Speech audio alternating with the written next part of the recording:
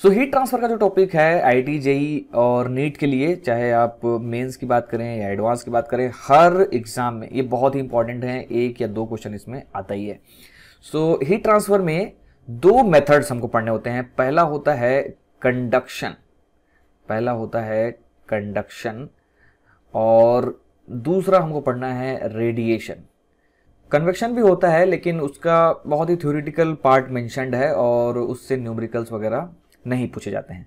सो सबसे पहले हम लोग देखते हैं कंडक्शन।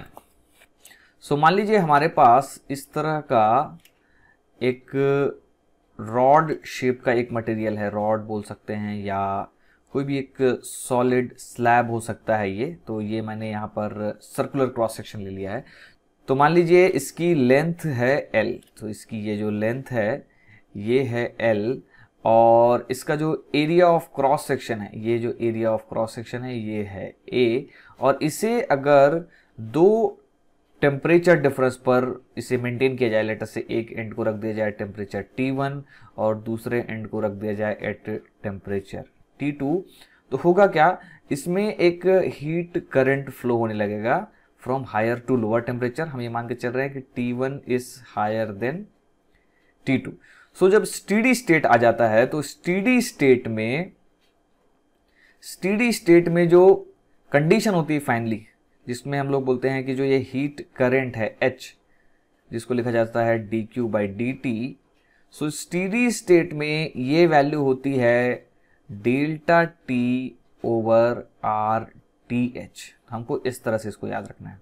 सो dQ/dt ये होता है rate of transfer of heat with respect to time. तो इसका जो यूनिट हो जाएगा वो हो जाएगा जूल पर सेकंड, या इसे हम लोग बोलते हैं वॉट्स में इसको मेजर करते हैं। और डेल्टा टी क्या है, यहाँ पर डेल्टा टी है चेंज इन टेम्परेचर। तो T1 माइनस T2 है ये, and that divided by RTH। तो RTH क्या है, थर्मल रेजिस्टेंस, ये है L/KA। तो इसी को अगर हम लोग रीअरेंज करें तो ये इस तरह से दिखने वाला है। This will look like KA T1 minus T2 and that divided by L। So ये होता है final formula for heat conduction through conductors. So हमें जब भी ये फॉर्मूला यूज करना होता है, हमें हमेशा एक इलेक्ट्रिकल एनालॉजी के साथ सोचना चाहिए। तो मैं यहां पर इसकी इलेक्ट्रिकल एनालॉजी लिख रहा हूं। ये रेडिएशन हम लोग बाद में पढ़ेंगे, मैं जस्ट लिख रहा हूं इसकी इलेक्ट्रिकल एनालॉजी। इलेक्ट्रिकल एनालॉजी से इलेक्ट्रिकल करंट से इसका मैं एनालॉजी बना रहा हूं। इलेक्ट्रिकल करंट से इसकी एनालॉजी अगर बनाएं तो इलेक्ट्रिकल करंट में क्या होता है, हमारे पास एक रेजिस्टेंस होता है इस तरह का, उसकी वैल्यू होती है R, जिसे हम लोग लिखते हैं ρL/A, जिसमें रो है इस मटेरियल की रेजिस्टिविटी, L जो होता है वो लेंथ ऑफ कंडक्टर होता है और A area of cross section होता है, जैसा यहाँ पे आपको दिख रहा है। टेम्परेचर की जगह यहाँ पे लेते हैं पोटेंशियल V1 और V2। तो इस हिसाब से यहाँ पर जब हम लोग करंट लिख पाते हैं I, वो होता है delta V, that is change in potential upon electrical resistance. So इसको बोला जाता है V1 माइनस V2 अपॉन, आप चाहे तो ये ρL/A लिख सकते हैं। और I जो हो जाएगा वो अल्टीमेटली हो जाएगा A V1 minus V2 upon ρL। सो आप देख रहे हैं ये जो फॉर्मूला है, ये वाला फॉर्मूला और ये जो फॉर्मूला है, इन दोनों में सिमिलैरिटी आपको दिखाई देगी कि यहाँ पर वो हीट करंट है, यहाँ पे इलेक्ट्रिकल करंट है, और यहाँ पर T1 माइनस T2 है तो यहाँ पे V1 माइनस V2 है। और बाकी जो टर्म है KAL वाला टर्म, उसकी जगह वो सिंपली रेजिस्टेंस को रिप्रेजेंट कर रहा है। यहाँ पर K न्यूमरेटर में है क्योंकि वो कंडक्टिविटी है, थर्मल कंडक्टिविटी ऑफ मटेरियल, और यहाँ पे है रो जो कि रेजिस्टिविटी है। यहाँ पे भी चाहे तो हम लोग सिग्मा लिखेंगे, sigma is called electrical conductivity. तो वो अगेन 1/ρ हो जाएगा, तो 1/ρ जो है वो सिग्मा बन जाएगा और सिग्मा अगेन न्यूमरेटर में आ जाएगा। तो ये दोनों फॉर्मूले बिल्कुल सेम होते हैं, और मेनली जो हमको फॉर्मूला यूज करना होता है वो होता है ये वाला फॉर्मूला, जिसमें हम लोग क्या करेंगे, हीट करंट को लिखेंगे डेल्टा T/RTH। और ऐसा मैं करने की सलाह इसलिए देता हूं क्योंकि हम लोग 10वीं क्लास से ही इलेक्ट्रिकल करंट के बारे में पढ़ रहे होते हैं, तो उसका पैरेलल कॉम्बिनेशन, सीरीज कॉम्बिनेशन, वो सब बनाना हमको पहले से आता है। तो उस एनालॉजी को हम लोग यूज करके बहुत ही आसानी से हीट करंट वाले क्वेश्चंस सॉल्व कर सकते हैं। तो इसको समझने के लिए मैं कुछ क्वेश्चन लेता हूं। सबसे पहले मैं ले रहा हूं 2013 का एक क्वेश्चन जो IIT JEE एडवांस में पूछा गया था। सो ये है वो क्वेश्चन जो JEE एडवांस 2013 में पूछा गया था, और इसमें क्या दिया है, आप चाहें तो क्वेश्चन को पढ़ सकते हैं वीडियो पॉज करके। मैं जैसे एक्सप्लेन कर देता हूं कि क्वेश्चन में क्या गिवन है और क्या पूछा है। आपको पूछा दिया ये कि दो स्लैब हैं, दोनों का ज्योमेट्री सेम है, मतलब लेंथ सेम है, क्रॉस सेक्शनल एरिया सेम है, मटेरियल डिफरेंट है और इसकी वजह से उसकी कंडक्टिविटी डिफरेंट है। तो एक की कंडक्टिविटी है K और दूसरे की 2K। सो दोनों को जब इस कॉन्फ़िगरेशन में सजाया जाता है सो दैट ये वाला जो फेस है वो एक दूसरे के कॉन्टैक्ट में रहे, तो एक पर्टिकुलर अमाउंट ऑफ हीट को ट्रांसफर होने में 9 सेकंड लगते हैं। यहाँ पे दिया हुआ है एक पर्टिकुलर अमाउंट ऑफ हीट को ट्रांसफर होने में 9 सेकंड लगते हैं। और आपसे पूछा है कि अगर इन्हीं स्लैब्स को एक दूसरे तरीके से यहां पर सजा दिया जाए, जैसे यहां पे दिया हुआ है इस तरीके से, तो यहां पर इस फेस से इस फेस तक उस सेम अमाउंट ऑफ हीट को ट्रांसफर होने में कितना समय लगेगा। सो देखते ही आपको समझ में आना चाहिए कि एरिया ऑफ क्रॉस सेक्शन बढ़ चुका है, लेंथ कम हो चुकी है, तो डेफिनेटली 9 सेकंड से तो कम लगना चाहिए। अब 9 सेकंड से कम कितना कम लगेगा ये हमको कैलकुलेट करना पड़ेगा। सो इसमें मैं मान लेता हूं कि अगेन वही हम लोग इलेक्ट्रिकल एनालॉजी से इसको सॉल्व करने वाले हैं। सो यहां पर टेम्परेचर है T1, यहां पर टेम्परेचर है T2, अगेन यहां पे टेम्परेचर है T1, यहां पे टेम्परेचर है T2, मतलब डेल्टा T दोनों के लिए सेम है। अब मान लीजिए इसका जो रेजिस्टेंस है इस वाले का, दूसरे वाले का रेजिस्टेंस, इसका रेजिस्टेंस मैं लिख देता हूं R। तो R को लिखा जा सकता है L अपॉन 2KA। अब इसमें ये L क्या है, L है ये वाली length, L is this length, ये लेंथ है L, और उसी तरह से ये वाली लेंथ भी L हो जाएगी क्योंकि दोनों की ज्योमेट्री हमें सेम दी हुई है, और ये जो एरिया हो जाएगा ये एरिया हो जाएगा A के बराबर। और इसी तरह से जब इस वाले का, पहले वाले का रेजिस्टेंस लिखेंगे तो वो निकल के आएगा L by K into A। तो आप देख सकते हैं L बाई के A जो है ये इस वाले का 2 टाइम्स है, तो इसको मैं 2R लिख सकता हूं। तो इसका रेजिस्टेंस अगर R है इस वाले स्लैब का, तो इसका 2R है। और देखने में भी आपको समझ में आना चाहिए जब इसकी कंडक्टिविटी इससे कम है, कंडक्टिविटी इससे आधी है, तो रेजिस्टेंस डबल होना चाहिए।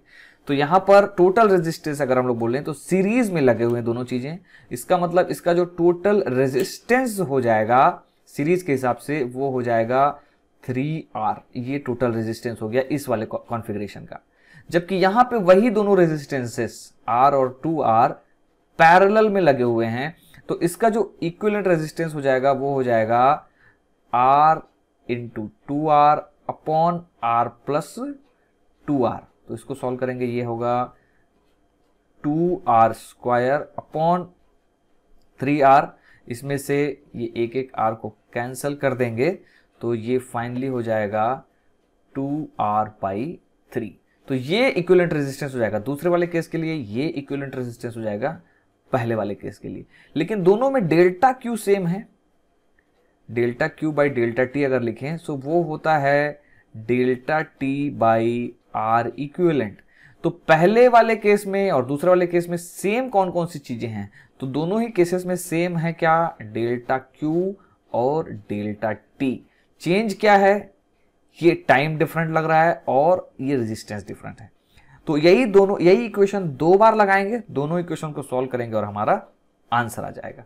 सो पहली बार मैं लगाता हूं, पहले वाले में ये इक्वेशन लगाता हूं तो मुझे मिलेगा, देखिए पहले वाले में अगर मैं इक्वेशन लगाऊं सो डेल्टा क्यू, जो कि गिवन तो नहीं था बट हम मान लेते हैं कुछ डेल्टा क्यू होगा, अपॉन डेल्टा टी, तो आपको 9 सेकंड लग रहा है वहां पे, and that should be equal to delta T which is change in temperature that divided by R equivalent यहां पे दिया हुआ है 3R।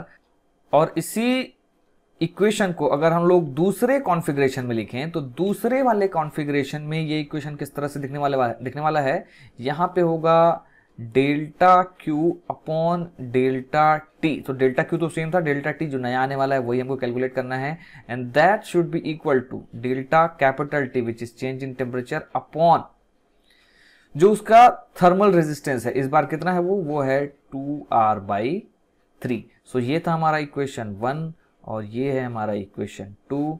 तो हम लोग क्या कर सकते हैं, इक्वेशन 1 डिवाइडेड बाई इक्वेशन 2 लिख सकते हैं और फाइनली हमें क्या मिलेगा इससे, देखिए 1 में ये था, न्यूमरेटर में था delta Q over 9 and that divided by यहाँ पे था ये delta Q by delta small T and that should be equal to RHS में ये था delta T over 3R and that divided by यहाँ पे था ये delta T over 2R by 3।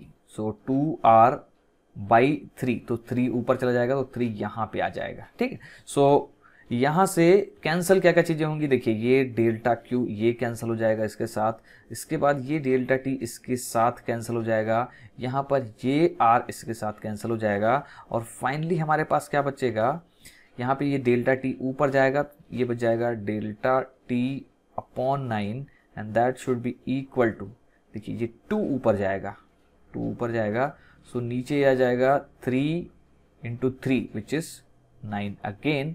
सो आप देखेंगे कि ये 9 इस 9 से कैंसिल हो जाएगा और जो डेल्टा टी जो टाइम रिक्वायर्ड है उस हीट को ट्रांसफ़र करने के लिए दूसरे कॉन्फ़िगरेशन में, वो वैल्यू आ जाएगी 2 सेकेंड्स। तो ये हमारा आंसर हो जाएगा और पहला जो ऑप्शन है वो करेक्ट हो जाएगा।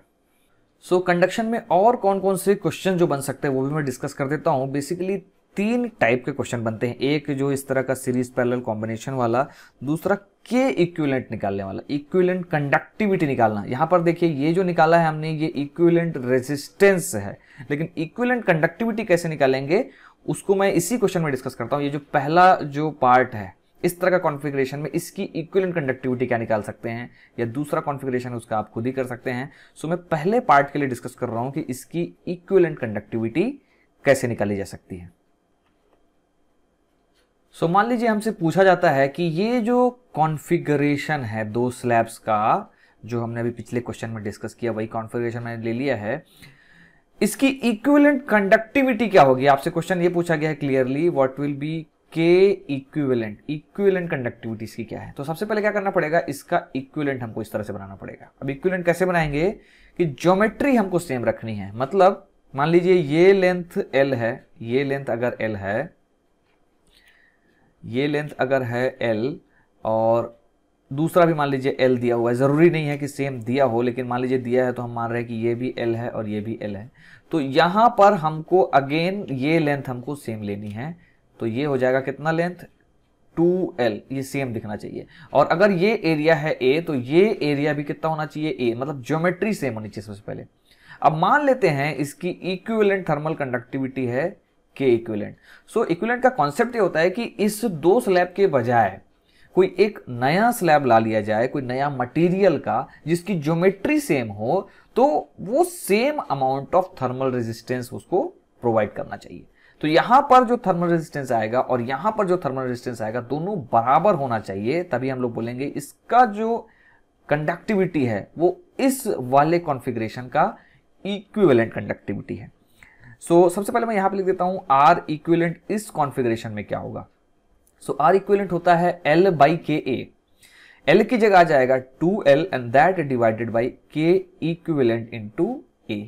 और उसी तरह से अगर हम लोग इस वाले केस में R इक्विवेलेंट लिखने जाएं तो ये क्या होने वाला है, देखिए यहां पे रेजिस्टेंस अगर हम लोग R लिखें तो उसे लिखा जा सकता है इस दूसरे वाले का, जिसे लिखा जा सकता है L बाई 2KA, जैसा हमने भी पिछले क्वेश्चन में डिस्कस किया। तो यहां का जो रेजिस्टेंस आएगा L बाई KA, इसे आप लिख सकते हैं सिंपली 2R, ये जस्ट 2 टाइम्स है इसका। सो यहाँ पे जो R इक्विवेलेंट होगा वो होगा सीरीज में लगा हुआ है 2R प्लस R, 3R हो जाएगा। R की वैल्यू डाल देते हैं, R है L बाई 2KA, तो ये हो जाएगा 3L बाई 2KA। अब हमको क्या करना है, इस वाले R इक्विवेलेंट और इस वाले R इक्विवेलेंट को इक्वल कर देना है। सो फाइनली मैं क्या करता हूं, इस वाली क्वांटिटी को इक्वल टू कर देता हूं किसके, इस वाली क्वांटिटी के। तो ये है कितना 2L बाई के इक्विवेलेंट इनटू A। इसमें से कैंसिल होना है, ये L कैंसिल होना है और A कैंसिल होने वाला है। ये क्वेश्चन में आपको गिवन नहीं होगा, जस्ट रेशो गिवन रहेगा। सो फाइनली ये वैल्यू कितनी आ जाएगी, के इक्विवेलेंट आ जाएगा, K equivalent will be equal to 4K over 3। So ये हो जाएगा हमारा equivalent conductivity of this configuration. So यहाँ पर हमने दो तरीके के क्वेश्चन डिस्कस किए, जिसमें इक्विवेलेंट रेजिस्टेंस से हमने कोई चीज कैलकुलेट की, time taken for heat transfer. फिर दूसरा हमने डिस्कस किया कि इक्विवेलेंट कंडक्टिविटी क्या होता है, अगर एक कॉन्फ़िगरेशन है तो उसका इक्विवेलेंट कंडक्टिविटी क्या होना है। और तीसरे टाइप का जो क्वेश्चन हमसे पूछा जाता है, उसमें एक गिवन कॉन्फ़िगरेशन या एक गिवन सेटअप में किसी पॉइंट पर टेम्परेचर निकालने वाला, तो वो क्वेश्चन भी मैं इसमें डिस्कस करता हूं। सो इस तरह के क्वेश्चन में आपको गिवन क्या होगा कि आपको दो अलग तरीके के रॉड, इस तरह से दो अलग तरीके के रॉड को कनेक्ट कर देगा। जैसे मान लीजिए ये दो अलग तरीके का रॉड हमने कनेक्ट कर दिया। मान लीजिए एक की कंडक्टिविटी है K और दूसरे की कंडक्टिविटी है 2K, जैसा अभी गिवन जो क्वेश्चन में था, और बाकी चीजें सेम है। लेट अस से यहाँ पे लेंथ है L, यहाँ पे लेंथ है L, और अगेन ये 100 डिग्री सेल्सियस पे है लेट अस से, और इसको रख दिया गया 0 डिग्री सेल्सियस पे। तो इस पॉइंट का टेम्परेचर हमसे पूछा जाता है। तो ये भी एक इंपॉर्टेंट क्वेश्चन बनता है, इस तरह का क्वेश्चन, और इसके वेरिएशंस भी बनते हैं। तो ये बहुत ही बेसिक टाइप का क्वेश्चन मैं डिस्कस कर रहा हूँ। इसके बाद इसका एक वेरिएशन भी डिस्कस करूंगा जो 2019 में पूछा गया था। सो ऐसे क्वेश्चन को सॉल्व करने का अप्रोच जो हमारा होना चाहिए वो होना चाहिए, इसका इक्विवेलेंट बनाइए आप। इक्विवेलेंट बनाकर आप क्या कर सकते हैं, इसमें आसानी से, इक्विवेलेंट बोलने का मतलब इसका इलेक्ट्रिकल इक्विवेलेंट आप बनाइए। तो 0 डिग्री सेल्सियस की जगह सिंपली आप लिख दीजिए 0 वोल्ट, यहां पे लिख दीजिए सिंपली 100 वोल्ट। और जैसा हमने डिस्कस किया ये रेजिस्टेंस R है तो ये 2R होने वाला है, उसे आप यहां लिख दीजिए R और 2R। अब अगर आपसे पूछा जाए कि इस पॉइंट का पोटेंशियल बताइए, तो ये बिल्कुल सेम क्वेश्चन हो गया। अब बहुत आसानी से आप क्या कर सकते हैं, यहां पर आप करंट लिख सकते हैं, electrical current, and that is given by delta V over R equivalent. और वो डेल्टा V आप क्या लिखेंगे, 100 माइनस 0 अपॉन R इक्विवेलेंट क्या आने वाला है, 3R। और ये जो करंट होगा यही करंट इसमें भी फ्लो हो रहा होगा। ये दोनों रेजिस्टर में ये सेम करंट फ्लो हो रहा होगा क्योंकि दोनों सीरीज में हैं। तो जब ये करंट हमने निकाला है ओवरऑल में, तो दूसरे वाले रेजिस्टेंस में भी यही करंट निकालेंगे, और वो करंट यहाँ पे कितना होगा, वो करंट होगा देखिए V minus 0, so that is V minus 0 upon resistance which is R। अब हम लोग क्या कर सकते हैं, इन दोनों R को कैंसिल कर सकते हैं और सिंपली यहां पर V निकाल सकते हैं। V फाइनली आपका आ जाएगा कितना, 100/3। सो ये जो 100/3 वोल्टेज हमने निकाला, हम आसानी से बोल सकते हैं यहाँ पे टेम्परेचर कितना होने वाला है, 100/3 डिग्री सेल्सियस। अब इसी का थोड़ा सा वेरिएशन मैं आपके साथ डिस्कस करता हूं कि इसका थोड़ा बेहतर क्वेश्चन, थोड़ा सा टफ क्वेश्चन कैसे बनाया जाता है। सो इस तरह का एक क्वेश्चन 2019 में जो जेईई मेंस में पूछा गया है, और ये जस्ट उसका मैं एक केस डिस्कस कर रहा हूँ, एग्जैक्ट क्वेश्चन मैं नहीं लिख रहा हूँ यहाँ पर। तो मान लीजिए इस तरह का क्वेश्चन आपसे पूछा जाता है, इसमें क्या दिया जाता है, यहाँ पे आपको टेम्परेचर दे दिया जाता है। मान लीजिए यहाँ पे टेम्परेचर दे दिया 100 डिग्री सेल्सियस, यहाँ पर दे दिया 0 डिग्री सेल्सियस, और एक पर्टिकुलर पॉइंट पर, जैसे इस पॉइंट पर आपसे टेम्परेचर पूछा जा सकता है। अब इसमें गिवन क्या है वो मैं बता देता हूं। इसमें गिवन है जैसे ये लेंथ L है, ये वाली लेंथ भी L है, ये 2L है तो ये भी 2L हो जाएगी, ये L हो जाएगी, और ये मतलब एक रॉड है ये टोटल 4L लेंथ की, इसमें ये दूसरी और तीसरी और चौथी ये रॉड इस तरह से जोड़ी गई है। तो यहाँ पे हीट डेफिनेटली फ्लो होने वाला है और उसकी वजह से अलग अलग पॉइंट पर अलग अलग टेम्परेचर्स आने वाले हैं। सो इसको भी सॉल्व करने के लिए हम लोग क्या करेंगे, हमारा अप्रोच रहेगा कि इसका इलेक्ट्रिकल इक्विवेलेंट बना दिया जाए। तो हमको समझ में आना चाहिए जितना ज्यादा लेंथ होता है उतना ज्यादा रेजिस्टेंस होता है। तो पहले वाले हिस्से का जो रेजिस्टेंस हो जाएगा उससे मैं लिख दूंगा R, फिर ये 2L है तो उसका रेजिस्टेंस हो गया 2R, अगेन ये लास्ट में L है तो उसका रेजिस्टेंस हो गया R, यहां पर ये रेजिस्टेंस हो गया R, फिर ये रेजिस्टेंस हो गया 2R, एंड फाइनली ये लास्ट वाला रेजिस्टेंस फिर से कितना हो गया R।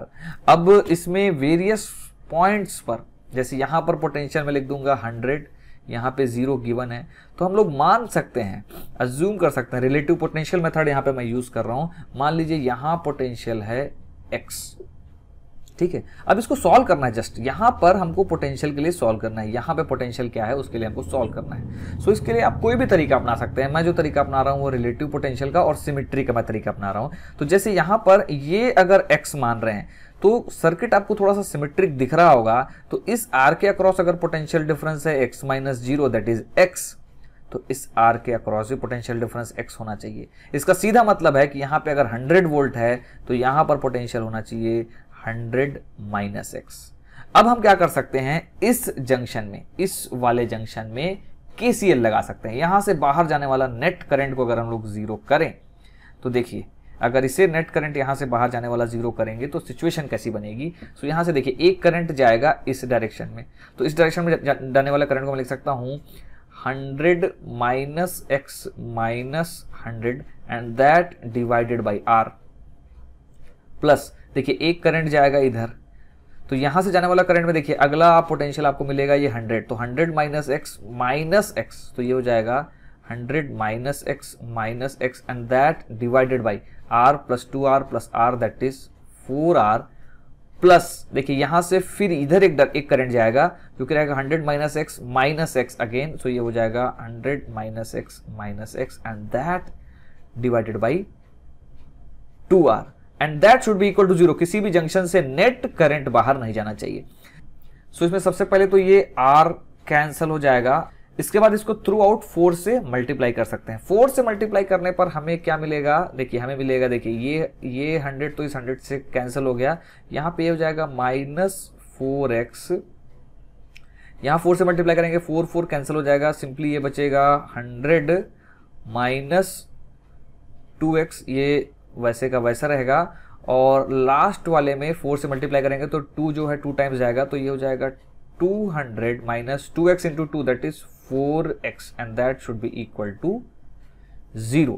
सो 100 प्लस 200 ये हो जाएगा 300, और ये हो जाएगा minus 4x minus 2x minus 6x और minus 4x that is minus 10x, तो ये हो जाएगा minus 10x and that should be equal to 0। यहां से x के लिए सॉल्व कर सकते हैं, x आ जाएगा सिंपली 30, मतलब यहाँ का जो टेम्परेचर, यहाँ का जो पोटेंशियल आ गया इस केस में वो आ गया 30 वोल्ट, या यहाँ का टेम्परेचर आ जाएगा कितना 30 डिग्री सेल्सियस, तो यहाँ पर भी 30 का ही टेम्परेचर चेंज रहेगा, तो 100 माइनस 30 यहाँ का टेम्परेचर हमने निकाल लिया, कितना आ गया वो आ गया 70 डिग्री सेल्सियस। सो कंडक्शन में बेसिकली ये 3 तरह के क्वेश्चन पूछे जाते हैं जो अभी अभी हमने डिस्कस किया। अब आगे बढ़ते हैं और अब हम लोग पढ़ते हैं रेडिएशन। सो रेडिएशन में हम लोग बेसिकली 3 टॉपिक की बात करेंगे। पहला है स्टीफन्स लॉ, दूसरा है वीन्स डिस्प्लेसमेंट लॉ, और तीसरा है न्यूटन्स लॉ ऑफ कूलिंग। लेकिन रेडिएशन में ब्लैक बॉडी जो टर्म है वो भी बार बार आता है। सो हम लोग ये देख लेते हैं कि ब्लैक बॉडी या नॉर्मल बॉडी ये किस तरह की होती है। सो मान लीजिए हमारे पास कोई एक बॉडी है, कोई भी एक बॉडी है इस तरह की, इसमें कोई भी रेडिएशन अगर फॉल करता है, लेट अस से Q अमाउंट ऑफ रेडिएशन यहाँ पे फॉल कर रहा है, तो पार्ट ऑफ रेडिएशन क्या हो जाएगा, सबसे पहले रिफ्लेक्ट हो जाएगा आउटर सरफेस से ही, कुछ रेडिएशन इसमें क्या होगा, एब्जॉर्ब होगा, जिसे हम लोग लिखते हैं QA, और कुछ रेडिएशन क्या हो जाएगा, सीधा वो ट्रांसमिट हो जाएगा, जिसे हम लोग लिखेंगे QT।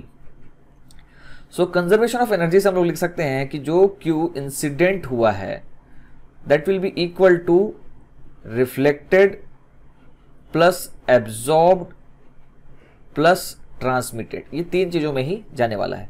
सो अगर इसको Q से डिवाइड कर दें इस इक्वेशन को, तो यहाँ पे बचेगा 1 is equal to QR by Q plus QA upon Q plus QT upon Q। So ये हो जाएगा 1 बराबर QR upon Q, this is called reflective power, इसे R से लिखते हैं।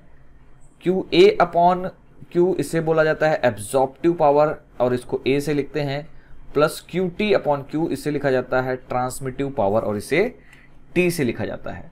सो जो ब्लैक बॉडीज होती हैं, अगर हम लोग बात करें ब्लैक बॉडी की, सो ब्लैक बॉडी में जो R और T ये होता है 0 के बराबर। मतलब अगर कोई भी रेडिएशन एक बॉडी में फॉल कर रहा है तो उसमें कुछ भी रिफ्लेक्ट नहीं होने वाला, कुछ भी ट्रांसमिट नहीं होने वाला, सारा का सारा एब्जॉर्ब होने वाला है।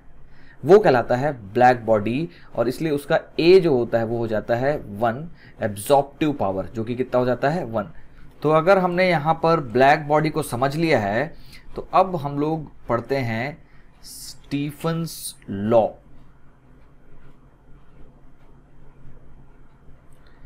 स्टीफन्स लॉ क्या कहता है कि मान लीजिए हमारे पास एक बॉडी है जो किसी टेम्परेचर T पर है, इसका जो सरफेस एरिया है उसे ले लेते हैं A, और जैसा हमने डिस्कस किया ये अगर कोई एक नॉर्मल बॉडी है तो इसका एक एब्जॉर्प्टिव पावर होगा, लेट अस से इसका कुछ एब्जॉर्प्टिव पावर है जो कि है A, late us say A is its absorptive power.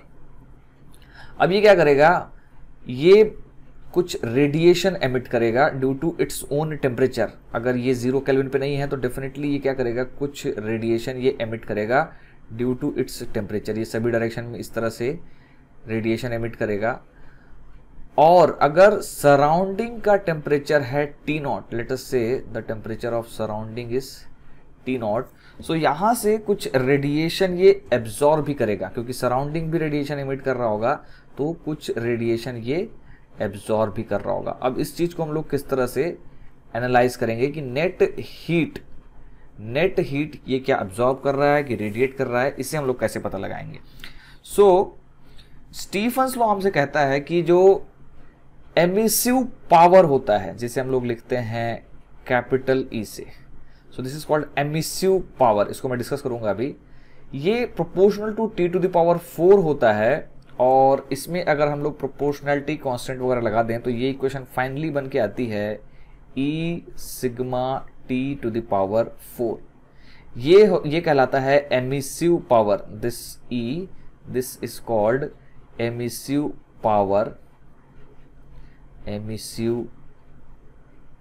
Power, और इसका यूनिट होता है वॉट पर मीटर स्क्वायर।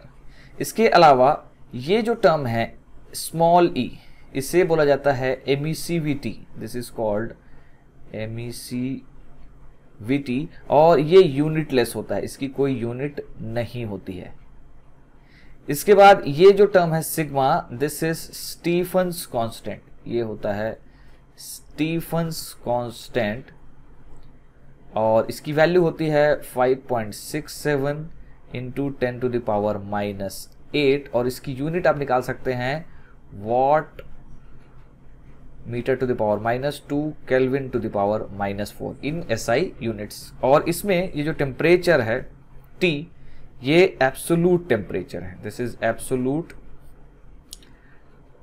टेम्परेचर जो कि केल्विन में मेजर्ड होगा। सो इसमें सबसे पहले मैं डिस्कस करता हूं एमिसिविटी को। ये जो एमिसिविटी है ये क्या होता है। सो अगर आपके पास नॉर्मल बॉडी है, कोई नॉर्मल बॉडी है, तो वो ज़्यादा रेडिएशन एमिट नहीं कर पाएगी, जबकि ब्लैक बॉडी ज़्यादा रेडिएशन एमिट कर सकती है। सो इसी पे बेस्ड एमिसिविटी का डेफिनेशन है, जिसे हम लोग स्मॉल e से लिखते हैं। It is nothing but emissive power of normal body upon emissive power of black body. मतलब इसी की जगह अगर एक ब्लैक बॉडी होता इस सेम टेम्परेचर पे, तो वो कितना रेडिएशन एमिट कर रहा होता, that is given by emissive power of black body. Late us से ये 10 वॉट एमिट कर रहा होता, लेकिन हमारा बॉडी सिर्फ 6 वॉट एमिट कर रहा है, तो उस केस में E का वैल्यू आ जाएगा 6/10, दैट इज 0.6। अब ये तो वो एनर्जी हो गई जो ये बॉडी एमिट कर रही है per unit time, per unit area, लेकिन ये बॉडी एनर्जी एब्जॉर्ब भी कर रही है per unit time, per unit area. तो उसे हम लोग लिख सकते हैं E एब्जॉर्ब्ड, कुछ एनर्जी जो ये एब्जॉर्ब कर रही है per unit time, per unit area. So उसे हम लोग बेसिकली लिख सकते हैं A sigma T0 to the power 4। ये A है एब्जॉर्प्टिव पावर, जो अभी हमने जस्ट यहाँ पर डिस्कस किया। इससे पहले T0 है सराउंडिंग का टेम्परेचर, और सिग्मा है अगेन स्टीफन्स कांस्टेंट। सो इतना एनर्जी वो एब्जॉर्ब कर रहा है। देखिए sigma T0 to the power 4 उसके ऊपर फॉल कर रहा होगा, जिसमें से मल्टीप्लाइड बाई A इतना वो एब्जॉर्ब कर रहा है, इतना वो एमिट कर रहा है। सो ई नेट अगर हम लोग लिखें, नेट मतलब कितनी एनर्जी एक्चुअल में बाहर जा रही है, तो इतनी बाहर जा रही है, इतनी अंदर आ रही है। सो नेट कितना बाहर जा रहा है उसे हम लोग लिख सकते हैं E sigma T to the power 4 जो बाहर जा रहा है, minus A sigma T not to the power 4 जो अंदर आ रहा है। सो फाइनली हम लोग इसमें क्या कर सकते हैं कि ए और ई इसे इक्वल कर दिया जाता है यूजिंग किरचॉफ लॉ। सो किरचॉफ लॉ हमको बोलता है कि E इज इक्वल टू ए, इसको हमको बराबर ले लेना है। दोनों का डेफिनेशन आप देखेंगे बिल्कुल अलग तरीके से है, एक एब्जॉर्प्शन के बेस्ड में है, एक एमिशन के बेस्ड में है, लेकिन इन दोनों की जो वैल्यूज हैं वो सेम होती हैं। सो ए की जगह हम लोग सिंपली E लिख देंगे, तो E नेट जो हो जाएगा ये हो जाएगा E sigma T to the power 4 minus T not to the power 4। और इसमें अगर हम लोग मल्टीप्लाई कर दें एरिया, क्योंकि ये जो है पर यूनिट एरिया है, तो अगर इस बॉडी का जो एरिया था ए उससे मल्टीप्लाई कर देंगे तो हमें मिल जाएगा पावर एमिटेड या पी नेट, जिसे हम लोग लिखते हैं D Q by D T. That is nothing but ये जो ई नेट हमने लिखा है दैट इनटू ए, और फाइनली ये वैल्यू जो आएगा वो होगा E sigma A T to the power 4 minus T not to the power 4। So ये जो है हमारा फाइनल फॉर्मूला होगा जिस पे बेस्ड क्वेश्चन हमको सॉल्व करना है। तो मैं सबसे पहले एक क्वेश्चन ले रहा हूं जो 2012 में बहुत ही खूबसूरत क्वेश्चन आईआईटी ने पूछा था। सो हमें दिया गया था 3 लार्ज प्लेट्स जो कि पैरेलली रखी गई हैं एक दूसरे के साथ, और ये प्लेट्स काफी बड़ी हैं, ऐसा आपको अज्यूम करके चलना है। आउटर की जो दोनों प्लेट हैं उनको 2T और 3T टेम्परेचर पर मेंटेन किया गया है, मतलब डेफिनेटली ये हीट लूज अगर कर रही होंगी तो इनमें हीट सप्लाई किया जा रहा है, सो दैट इनका टेम्परेचर फिक्स है 2T और 3T। सो फाइनली हमको बीच वाले प्लेट का टेम्परेचर बताना है। सो इसमें कॉन्सेप्ट क्या लगने वाला है, थर्मल इक्विलिब्रियम का कॉन्सेप्ट इसमें हम लोग लगाएंगे कि देखिए ये जो 2T वाला प्लेट है ये क्या करेगा, ये यहाँ से रेडिएशन एमिट करेगा जो इस बीच वाले में फॉल करेगा। अच्छा हाँ, ये ब्लैक बॉडीज हैं, ये भी हमको मान के चलना है। इसके बाद ये जो 2T वाला है ये बाहर भी कुछ रेडिएशन एमिट कर रहा होगा। सिमिलरली ये 3T वाला कुछ रेडिएशन एमिट करेगा अंदर की तरफ, कुछ रेडिएशन बाहर की तरफ, और लास्ट में ये जो बीच वाला है ये भी क्या करेगा, ये बाहर की तरफ कुछ रेडिएशन इधर एमिट करेगा और कुछ रेडिएशन इधर भी एमिट करेगा।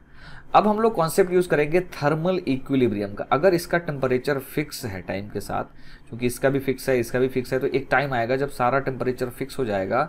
सो जब थर्मल इक्विलिब्रियम होगा, थर्मल इक्विलिब्रियम, सो थर्मल इक्विलिब्रियम में क्या होगा कि जो नेट हीट किसी के ऊपर आ रहा है, जैसे बीच वाला है इस पे एक्सटर्नल कनेक्शन नहीं है, तो जो भी ये हीट ये रिसीव कर रहा है वो इन दोनों प्लेट्स से ही है। सो जितना हीट ये रिसीव करेगा उतना ही एमिट कर देगा, तो उस समय इसका टेम्परेचर कांस्टेंट हो जाएगा। तो हम क्या करेंगे, हम कोई भी एक छोटा सा एरिया यहां पर ले लेते हैं, लेटस से कोई भी एक छोटा सा एरिया यहां पे कंसीडर कर लेते हैं, let's say that is a, और प्लेट्स काफी बड़ी हैं, तो हम मानेंगे कि यहां से जो भी रेडिएशन आ रहा है उसके परपेंडिकुलरली फॉल कर रहा होगा, और ये भी अपना रेडिएशन अपने सरफेस के बिल्कुल परपेंडिकुलर इस तरह से एमिट कर रहा है। आप इसको ऐसा जूम कर सकते हैं जैसे इन्फिनिट प्लेट हम लोग लेते हैं और उसमें इलेक्ट्रिक फील्ड जैसा निकालते हैं तो वो परपेंडिकुलर होता है उस तरह से। सो जो रेडिएशन इसके ऊपर फॉल करेगा ये 2T वाले से और 3T वाले से, सो जितना भी रेडिएशन फॉल करेगा सारा ये एब्जॉर्ब कर लेगा, क्योंकि ये ब्लैक बॉडी है। तो उसके हिसाब से जो रेडिएशन इसके ऊपर गिर रहा है उसे मैं लिखूं इस ए एरिया में जस्ट एनालाइज करेंगे तो बाकी बॉडी का भी सेम रिजल्ट आएगा। हम लोग जस्ट इस छोटे से एरिया ए में अगर एनालाइज करें, सो जो टोटल रेडिएशन इसके ऊपर फॉल करेगा वो रहता है E sigma A T to the power 4, लेकिन ई यहाँ पे 1 है तो मैं सिंपली लिख दूंगा सिग्मा ए, और ये 2T टू द पावर 4 इस प्लेट से जो रेडिएशन आ रहा होगा इतना रेडिएशन इसके ऊपर फॉल करेगा और ये सारा एब्जॉर्ब करेगा, ये जो ए वाला एरिया है, प्लस ये 3T वाला भी सेम काम करेगा, और ये क्या करेगा, ये भी यहाँ पे रेडिएशन फॉल कराएगा, और अगेन ये फॉर्मूला आ जाएगा sigma A 3T to the power 4। ये रेडिएशन दोनों ये फॉल हो गया इस बीच वाले में, and this should be equal to, this should be equal to जो ये एमिट करेगा, तो ये अपनी टेम्परेचर की वजह से जो एमिट करेगा that will be given by sigma A theta two the power 4, लेकिन ये दोनों डायरेक्शन में एमिट कर रहा है, इधर भी और इधर भी, सो ये हो जाएगा 2 टाइम्स।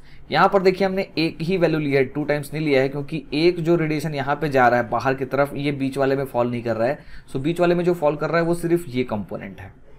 सो इन दोनों को अगर हम लोग सॉल्व करें तो सिग्मा और ए तो हम लोग डायरेक्टली कैंसिल कर सकते हैं, दोनों तरफ से सिग्मा ए कैंसिल हो जाएगा, और ये हो जाएगा 2 to the power 4 that is 16 t to the power 4 plus 3 to the power 4 is 81 t to the power 4, and that should be equal to 2 theta to the power 4. 16 plus 81, this will become 97 t to the power 4 is equal to 2 theta to the power 4. इसको solve करेंगे, theta simply आएगा 97 by 2 to the power 1 by 4 into t, और ये हमारा answer हो जाएगा। अब आगे हम लोग पढ़ते हैं वीन्स डिस्प्लेसमेंट लॉ। तो मान लीजिए हमारे पास एक बॉडी है जो किसी टेम्परेचर T1 पर है, सो डेफिनेटली ये क्या कर रहा होगा, ये रेडिएशन एमिट कर रहा होगा, और अगर ये ब्लैक बॉडी है तो ये सभी वेवलेंथ की रेडिएशन एमिट करेगा। अब ये हर वेवलेंथ में same amount of energy emit नहीं करेगा, तो उसका अगर हम लोग प्लॉट करें कि स्पेक्ट्रल एमिसिव पावर किसी पर्टिकुलर वेवलेंथ पर कितना है, तो वो जो ग्राफ बनता है वो ग्राफ बनता है कुछ इस तरह का, वो कुछ इस तरह का ग्राफ बनता है, इस तरह का, जिसमें हम लोग पाते हैं कि कोई एक पर्टिकुलर लैम्डा m1, एक पर्टिकुलर लैम्डा मिलेगा जहां पर मैक्सिमम एनर्जी निकल के आ रही है, और ये है किसी टेम्परेचर T1 पर। अब मान लीजिए हम इसका टेम्परेचर बढ़ा देते हैं और इस बॉडी का टेम्परेचर बढ़कर हो जाता है T2, सो डेफिनेटली ये जो कर्व बना है ये चेंज हो जाएगा, और ये कर्व जब शिफ्ट होता है तो उसे मैं फाइनली प्लॉट करता हूँ, ये कर्व शिफ्ट होकर कुछ इस तरह का बन जाता है। अब इसमें आप अगर देखेंगे तो जो मैक्सिमम एनर्जी जिस वेवलेंथ में एमिट हो रही है, late us say that is lambda m2, सो इस पर्टिकुलर टेम्परेचर पर लैम्डा m2 वेवलेंथ पर मैक्सिमम एनर्जी बाहर आ रही है, जबकि T1 टेम्परेचर पर लैम्डा m1 इस पर्टिकुलर वेवलेंथ पर मैक्सिमम एनर्जी बाहर आ रही थी। सो होता क्या है कि जैसे जैसे आप टेम्परेचर को बढ़ाएंगे, जैसे जैसे टेम्परेचर इंक्रीज करता है, ये लैम्डा m जो है वो डिक्रीज करता है। लैम्डा m का मतलब वो वेवलेंथ जिस पे बॉडी मैक्सिमम एनर्जी एमिट कर रहा होगा। और वीन्स डिस्प्लेसमेंट लॉ कहता है कि ये जो t इंटू लैम्डा m है ये कांस्टेंट होता है, जिसको कहते हैं Wien's constant, and that is equal to b, और इसकी वैल्यू होती है 2.89 into 10 to the power -3 metre kelvin. So Wien's displacement law बस इतना सही है कि लैम्डा इंटू टी, मतलब लैम्डा m इंटू टी, ये हमको कांस्टेंट करना है, और इस पर्टिकुलर डायग्राम के हिसाब से ये हो जाएगा जैसे T1 lambda m1 and that will be equal to T2 lambda m2 and that will be equal to this b। सो इस पे बेस्ड एक क्वेश्चन करते हैं जो कि 2015 में पूछा गया था। सो क्वेश्चन कुछ इस तरह का है कि आपको दो स्टार्स दिए हुए हैं, स्टार ए और स्टार बी। स्टार ए का जो रेडियस है वो स्टार बी से 400 टाइम्स है, तो यहाँ पे हमने रेडियस r खुद से ले लिया है, तो इसका रेडियस हो जाएगा 400r। दूसरी चीज जो दी हुई है कि जो power emitted by star B है उसे अगर P मान लिया जाए, है ना, ये क्वेश्चन मैंने दिया है, हमने जस्ट मान लिया है P। तो क्वेश्चन में ये दिया है कि जो power emitted by star A है वो 10 to the power 4 times of star B है। So based on this data हमें एक रेशियो फाइंड करना है, lambda A upon lambda B। ये इंटीजर टाइप में पूछा गया था, lambda A upon lambda B, where lambda A and lambda B are the wavelength corresponding to maximum intensity. So Wien's displacement law के हिसाब से हमें मालूम है कि lambda A into T A will be equal to lambda B into T B, ये होता है। So lambda A upon lambda B निकालेंगे तो वो nothing but T B upon T A ये होने वाला है। सो बेसिकली जब हमको lambda A by lambda B निकालना है तो बेसिकली हमको T B upon T A ही निकालना है। सो इसका टेम्परेचर है टी ए और इसका टेम्परेचर है टी बी।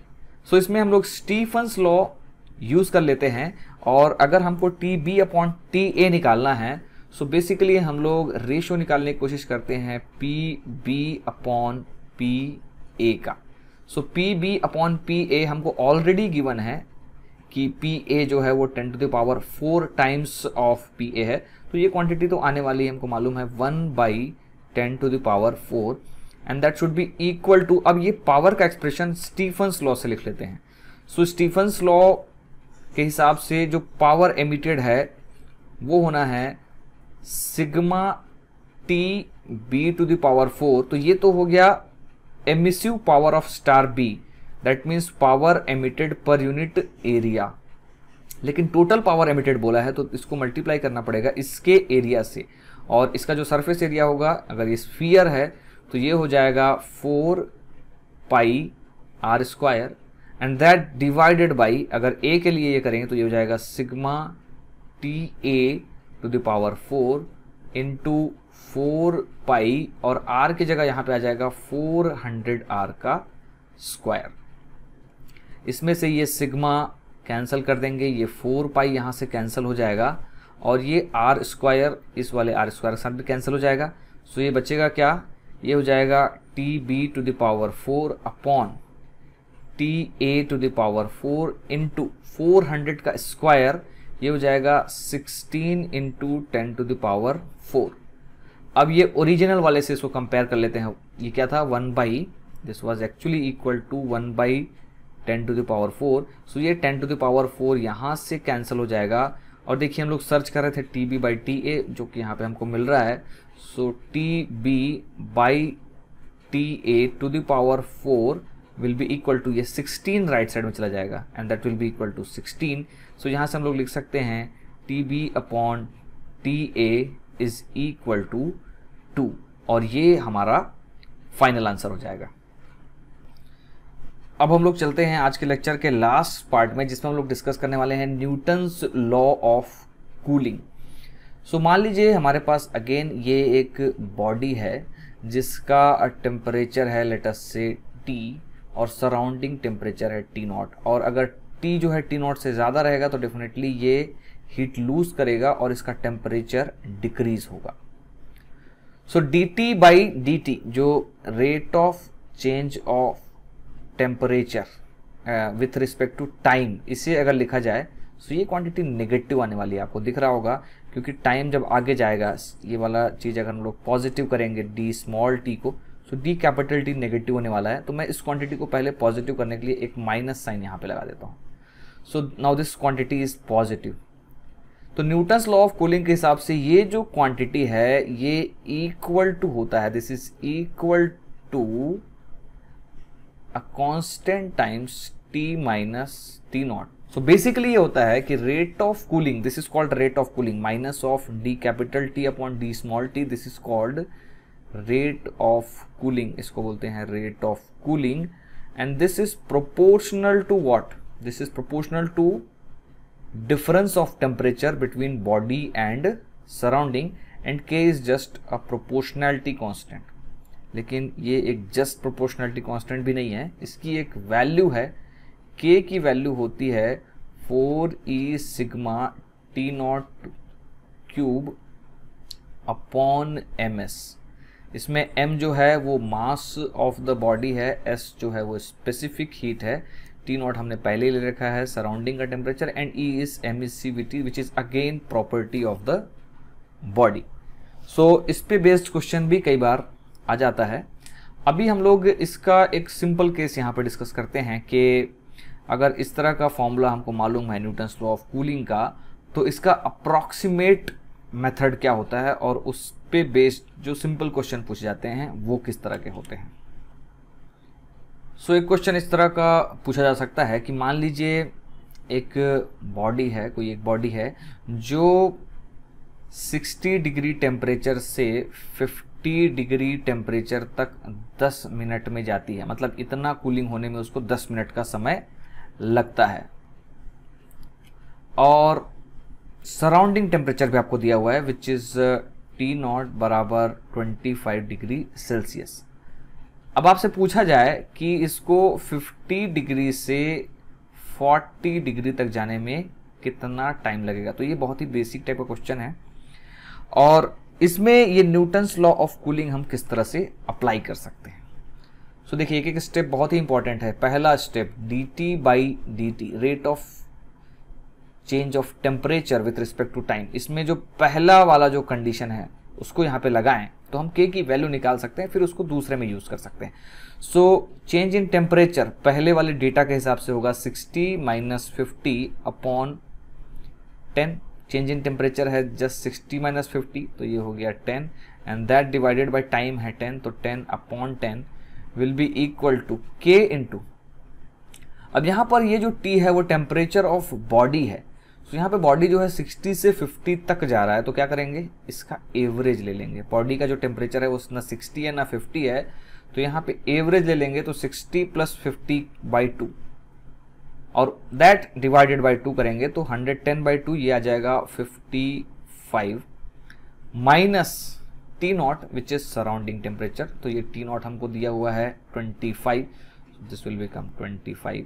सो यहाँ से k की वैल्यू आ जाएगी, k की वैल्यू हम लोग निकाल सकते हैं। 55 माइनस 25 इज 30, सो k आ गया सिंपली 1/30। अब इस दूसरे कंडीशन में यही चीज अगर हम लोग लगाएं, सो 50 से उसको जाना है 40, तो 50 माइनस 40 अपॉन डेल्टा टी जो हमको नहीं पता, and that should be equal to k। ये वाला फॉर्मूला जब हम लोग लाएंगे तो k लिखेंगे, k हमने निकाला है 1/30 and that should be equal to temperature of body. इस समय क्या लिखेंगे, पहले हमने लिख दिया था 55 क्योंकि टेम्परेचर जो था 60 और 50 का एवरेज हमने लिखा था। यहां पर हमको करना पड़ेगा 50 और 40 का एवरेज जो कि हो जाएगा 45 minus 25 which is surrounding temperature जो कि सेम है। सो ये हो जाएगा 10 upon delta T will be equal to 20, this will be 45 minus 25 will be 20 and that divided by 30, तो ये फाइनल हो जाएगा 1/15 और डेल्टा t आ जाएगा 15 मिनट्स। सो यहाँ पर इस लेक्चर को ख़त्म करते हैं। हमने हीट ट्रांसफ़र में सबसे पहले कंडक्शन डिस्कस किया जिसमें 3 मेथड डिस्कस किए, 3 तरह के जो क्वेश्चन आते हैं वो डिस्कस किए, और उसके बाद रेडिएशन में भी जो तीनों तरह के Stefan's law, Wien's displacement law और न्यूटन्स लॉ ऑफ कूलिंग का कॉन्सेप्ट, और उसके साथ साथ तीनों में एक एक क्वेश्चन हमने सॉल्व किया।